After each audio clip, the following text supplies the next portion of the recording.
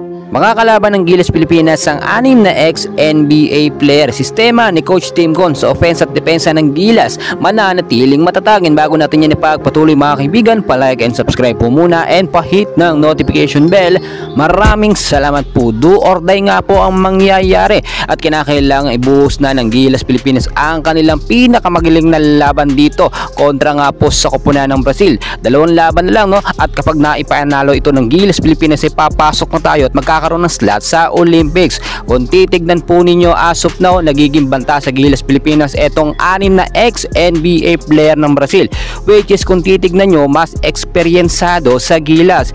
Pero ilang beses nang napatunayan ng Gilas Pilipinas na laging bilog ang bola at hindi natin mape-predict kung sino ang mananalo. Sa Gilas Pilipinas kontra sa Latvia, rinalo natin ang pang-rank number 6, samantalang itong Brazil naman ay nasa rank number 12. Ibig sabihin, mas malaki pa rin ang tsansa nating talunin etong Brazil kung ikukumpara sa ibang mga European team. Scout na nga rin po ni Coach Tim Con ang game style nga po ng Brazil at kung sakali nga po na 100% at fully recovered na makakapaglaro si Kai Sotto natin ay mananatili ang malakas sa depensa ng Gilas Pilipinas. Nakita naman natin yung naging laban nga ng Gilas at ng Georgia, pinag-initan agad etong si Kai Sotto hanggang sa hindi makapalik sa game. Kung titignan po ninyo, nagiging problema o isa sa posibleng maging problema ng Gilas Pilipinas ay yung hindi makapaglaro ng maayos si Kai Sotto dahil sa kanyang natamong injury dito sa may bandang rib siya mga kaibigan. At kung sakali naman so far na walang maindang injury si Kai Sotto ay maibibigay ni Kai ang kanyang 100% na laro dito sa semifinals. Mga kaibigan, para sa akin malakas pa rin ang Gilas Pilipinas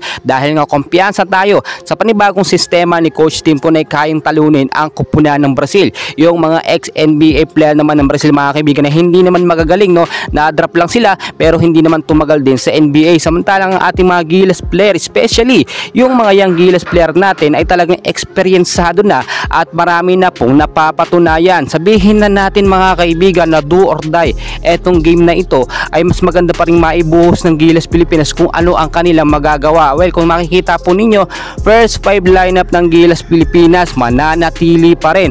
Etong si Junmar Fajardo, Kai Sotto, itong si Justin Brownlee ay hindi pwedeng mawala sa lineup. Kailangan po kasi ng Gilas Pilipinas na 2 big man ang maipasok sa first half ng game at papalitan na lamang ni Japet Aguilar sa second half kung sinong mapapagod sa 2 big man. Well, para sa akin mga kaibigan, mas maganda na maibabad nga po si Junmar at si Kai Sotto para mahirapan po kahit may mga sharpshooter etong nga pong kupunan ng Brazil. Well, kung titignan nyo naman sa height advantage, nakakalamang tayo kung makakapaglaro talaga sakali etong si Kai Sotto. Pero magdedepende pa rin yan kapag on the spot na nasa game na itong si Kai Sotto, malalaman ang kanyang lagay kung ito ba ay pwede nang sumabak o mabigyan ng mahabang playing time. Kaya naman mga kaibigan, tuloy-tuloy yung suporta sa Gilas Pilipinas. Semifinals na, Gilas Pilipinas kontra dito sa koponan ng Brazil. And please huwag kalimutan mag-like and subscribe. Mamaya pong laban 8:30 PM. Maraming salamat po.